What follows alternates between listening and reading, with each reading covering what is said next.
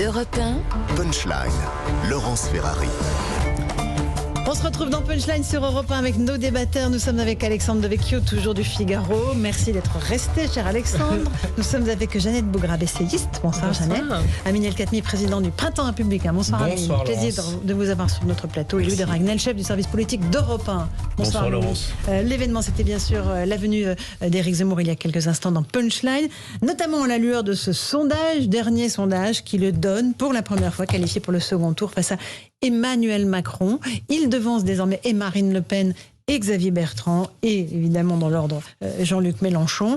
C'est un coup de tonnerre pour vous, Louis de Ragnel, dans l'échiquier politique aujourd'hui. On va écouter dans un instant Éric Zemmour et Marine Le Pen. Mais d'abord, ça y est, ça tremble. L'édifice politique est en train de trembler dans tous les sens. Alors ça ne reste qu'un sondage, mais ça produit toujours un effet de blast incroyable dans les états-majors politiques, parce que comme on ne sait absolument rien de ce que sera cette campagne présidentielle, tous les politiques aujourd'hui n'ont jamais été autant consommateurs de sondages et donc ne regardent que ça. Donc l'effet déceptif, il est énorme au Rassemblement national et chez les Républicains, mais il y a une nouveauté, et on en a parlé tout à l'heure dans le journal, c'est pour Emmanuel Macron, parce que ça change complètement la donne si Emmanuel Macron se retrouve au deuxième tour face à Éric Zemmour, parce qu'aujourd'hui, jusqu'à aujourd'hui, dans les sondages, il se retrouvait face à Marine Le Pen, ça l'arrangeait beaucoup, il était persuadé qu'il pouvait la battre assez facilement, et là, si vous voulez, face à Éric Zemmour, on voit bien qu'il a énormément de mal à savoir par quelle prise le prendre pour essayer de le retourner, pour essayer de l'attaquer. Et on voit bien, dimanche dernier, il y avait les universités de rentrée de La République En Marche. Tous les ténors de La République En Marche ont essayé d'attaquer Éric Zemmour. Et honnêtement, ça a fait pchit. Enfin, c'était que des attaques qui ne produisent quasiment aucun effet. Mais dans l'immédiat, voilà, c'est Marine Le Pen qui est très fortement impactée. Les Républicains qui n'en finissent plus de se perdre pour la désignation de leur candidat. Et puis avec aussi, au sein des Républicains, l'immense problème, c'est la décorrélation qui est entre les ténors des Républicains et les électeurs et les militants LR qui globalement, eux, sont très sensibles au discours d'Éric Zemmour et qui entendent en fait une partie de la direction des Républicains expliquer qu'Éric Zemmour c'est le diable, que les idées d'Éric Zemmour n'ont rien à voir avec celles des Républicains, alors que pourtant voilà, les militants, les sympathisants soutiennent ces mesures. Faut pas oublier qu'un certain nombre de ces mesures étaient dans le programme du RPR il y a une vingtaine d'années, et donc pour beaucoup de gens en fait, si vous voulez, Éric Zemmour c'est une catharsis, ça les libère en fait, et ça leur fait du bien. Amine El Khatmi. Un mot de ce sondage, évidemment, qui provoque un coup de tonnerre dans les états-majors politiques. Oui, il faut être de mauvaise foi pour balayer ça ou dire que c'est un non-événement. C'est un événement. Et je rejoins ce qu'a dit Louis, c'est à ce point un événement qu'il fait changer de stratégie tous ceux qui sont concernés. Effectivement, au Rassemblement national, visiblement, la consigne, c'était on dit rien selon la formule Marine Le Pen, c'est le calme des vieilles troupes, on n'attaque pas. Bim, là, maintenant, tout le monde attaque. À La République En Marche, c'était pareil, on laisse tranquille. Et on a vu, effectivement, à Avignon, les propos qui n'était pas d'une grande finesse, hein. Oui. Et Monsieur Borrello, franchement, il a traité de virus, de peste brune. De peste brune. C'est les arguments qu'on utilise contre le Front National à l'époque et le Rassemblement National depuis 30 ou 40 ans. S'ils avaient démontré leur efficacité, ça se saurait. Pour le coup, ils sont absolument pas efficaces. Jeannette Bougrabe, Éric Zemmour au second tour face à Emmanuel Macron, c'est désormais une hypothèse plausible. D'abord, c'est un institut de sondage. Pour le moment, les courbes, les autres instituts n'ont pas ces chiffres-là. Donc, je pense que si déjà tous les états-majors paniquent, ça prouve bien qu'ils ne sont pas très certains ou de leur conviction ou de leur force. Je pense que le vrai sujet aujourd'hui, c'est qu'il n'y a pas réellement d'autres candidats déclarés.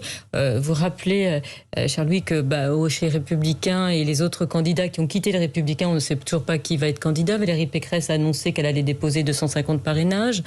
Il y a une candidate au Parti socialiste, mais elle va peut-être rejoindre l'Europe Écologie Les Verts. Donc, je pense qu'aujourd'hui, le seul qui effectivement sort un peu du lot, c'est lui, mais ça ne reste qu'un sondage.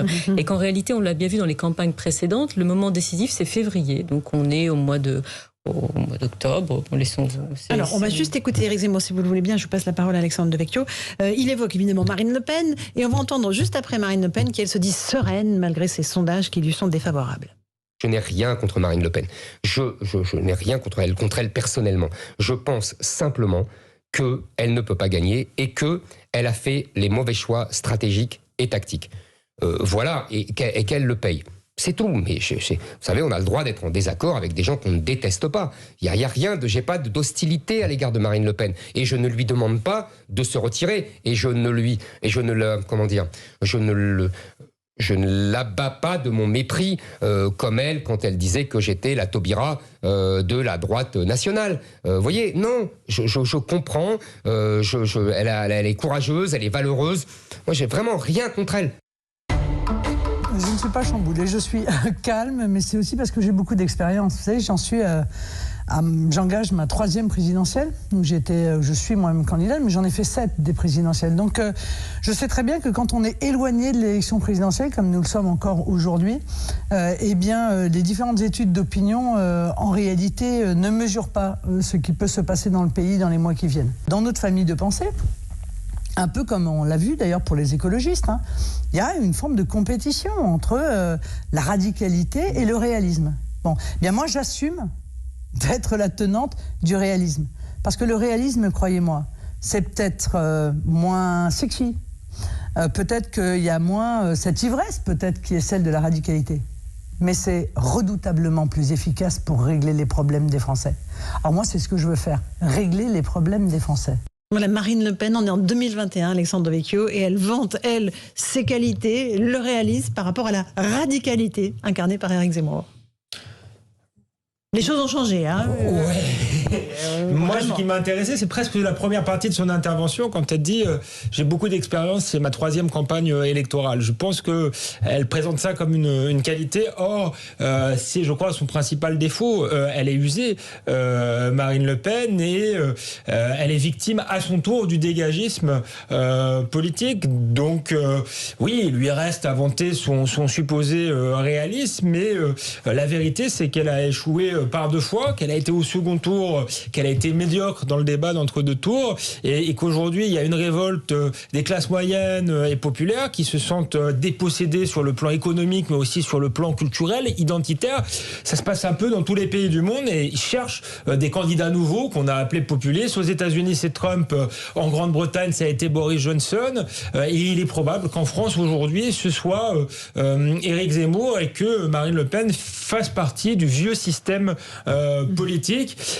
Et c'est qu'un seul sondage, mais généralement, quand les courbes se croisent, elles ne se recroisent jamais. Ce que vous dites, il n'y a pas d'inversion de la tendance. Alors, c'est une élection pas comme les autres, sans doute pour le moment. Donc, il faut préjuger de rien. Il peut encore y avoir beaucoup d'événements, mais c'est quand même, à mon avis, un coup très dur pour Marine Le Pen. Jeannette Bougrabe. Oui, moi je suis tout à fait d'accord. C'est clair qu'on ne peut pas présenter nécessairement tous ces échecs comme des qualités ou comme un atout majeur en réalité. Et ce que je trouve un peu dommage, c'est que c'est la fille d'eux en fait. C'est du népotisme, donc c'est pas plus légitime d'être cette qualité-là. Et je trouve qu'elle a fait cette campagne où elle a fait la campagne de papa.